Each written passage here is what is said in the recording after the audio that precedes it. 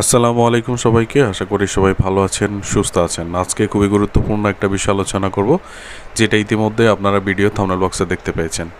ইসলামী ব্যাংকের এটিএম বুথে টাকা নেই, শাখাগুলোতে চেক নিয়ে গেলেও মিলছে না পর্যাপ্ত ক্যাশ।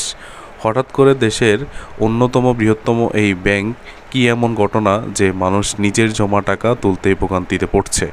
গ্রাহকদের এই ভোগান্তি আর কতদিন চলবে? কবে নাগাদ পরিস্থিতি পুরোপুরি স্বাভাবিক হবে? আজকের ভিডিওতে আমরা একদম সঠিক এবং সর্বশেষ তথ্য আপনাদেরকে জানাবো, তাই অবশ্যই পুরো ভিডিওটি জুড়ে আপনারা সাথে থাকবেন। আমরা চেষ্টা করব যে প্রত্যেকটি বিষয় আপনাদের মাঝে তুলে ধরার জন্য।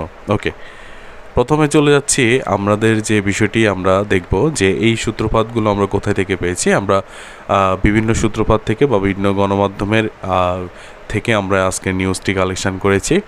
তো মূল সমস্যা যেখান থেকে সৃষ্টি হয়েছে সে বিষয়টি আপনারা অনেকেই জানেন, হয়তো অনেকেই জানেন না। গত মে মাসের শেষের দিকে ইসলামী ব্যাংকের শীর্ষ পর্যায়ে নতুন চেয়ারম্যান ও পরিচালনা পর্ষদ নিয়োগকে কেন্দ্র করে কিছু বিতর্ক বা বিক্ষোভের সৃষ্টি হয়। আর এই অস্থিতিশীল পরিস্থিতির কারণে জুনের শুরু থেকেই গ্রাহকদের মাঝে এক ধরনের আতঙ্ক ছড়িয়ে পড়ে।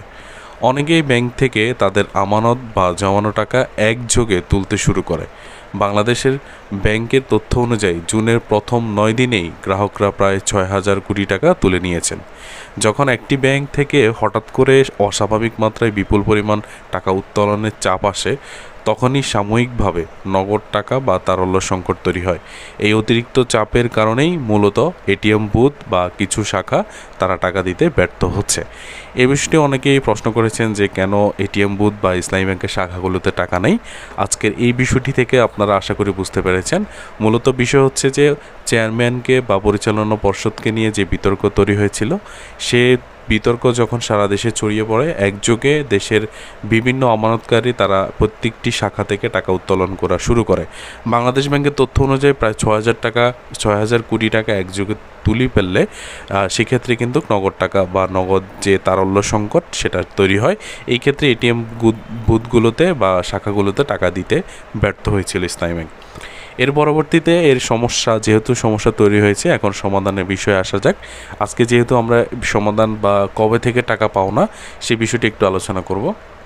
তো এখানে যেটা আমরা তথ্য পেয়েছি, গ্রাহকদের জন্য যে সুখবর হলো, পরিস্থিতি খুব দ্রুত স্বাভাবিক করার জন্য ইতিমধ্যে বড় ধরনের পদক্ষেপ নেওয়া হয়েছে, যেটা আমরা স্পষ্টে বর্তমানে ইসলামী ব্যাংকের শাখাগুলোতে গিয়ে সেটা খেয়াল করেছি এবং বিভিন্ন শাখাতে গিয়ে দেখেছি আমরা যে যেখানে আগে দিয়েছিল 20,000 বা 30,000 টাকা, বর্তমানে কিন্তু গ্রাহক যেমন একদিক থেকে টাকা জমা দিচ্ছে বা অন্য দিক থেকে উত্তোলনের মাত্রাও বৃদ্ধি পাচ্ছে।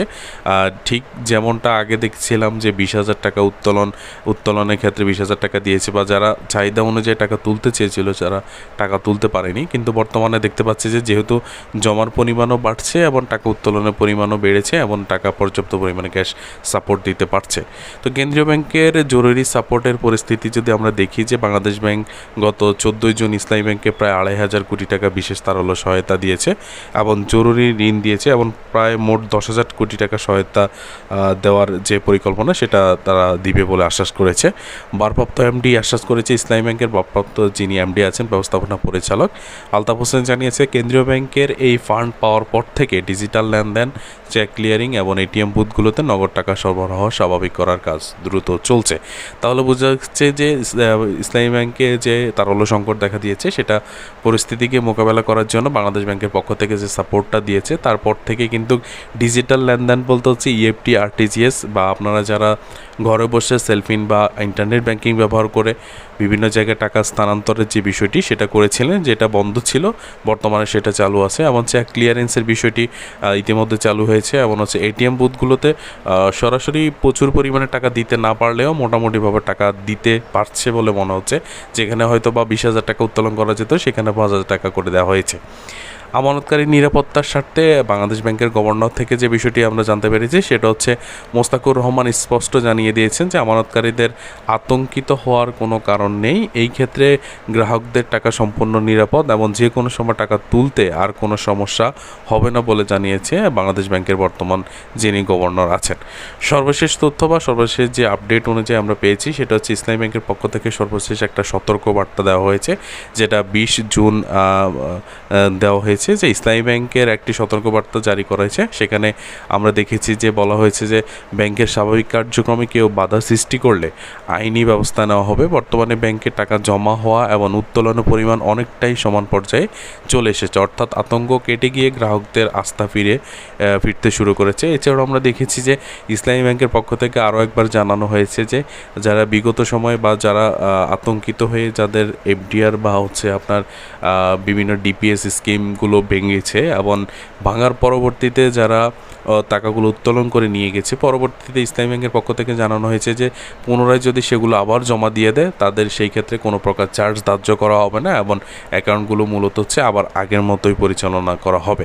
তো যারা এটিএম বুথে টাকা নেই কেন এই প্রশ্নটি করেছেন, আশা করি এই ভিডিওর মাধ্যমে আপনারা বুঝতে পেরেছেন যে কেন টাকা ছিল না। বর্তমানে ব্যাংকের যে অবস্থা সেটাও জানতে পেরেছেন এবং হচ্ছে ব্যাংকের পক্ষ থেকে যে জরুরি বার্তা দিয়েছে সেটাও জানতে পেরেছেন। এছাড়া হচ্ছে মাঝখানে আরেকটি বিষয় আলোচনা করেছি, সেটা হচ্ছে যারা ইতিমধ্যে অ্যাকাউন্টগুলো ক্লোজ করে ফেলেছেন তাদের আবার অ্যাকাউন্টগুলো পুনরায় চালু করার জন্য যে সুযোগটি সেটা ব্যাংকের পক্ষ থেকে দেওয়া হয়েছে। আশা করি এই ভিডিওটির মাধ্যমে আপনারা সম্পূর্ণ তথ্য পেয়েছেন এবং আমরা চেষ্টা করেছি প্রত্যেকটি বিষয় বোঝানোর জন্য। পরবর্তীতে যদি আমরা কোনো আপডেট পাই সেই ক্ষেত্রে অবশ্যই সঠিক তথ্য আপনাদেরকে জানাবো। সবাইকে ধন্যবাদ জানিয়ে বিদায় নিচ্ছি। আসসালামু আলাইকুম ওয়া রাহমাতুল্লাহ।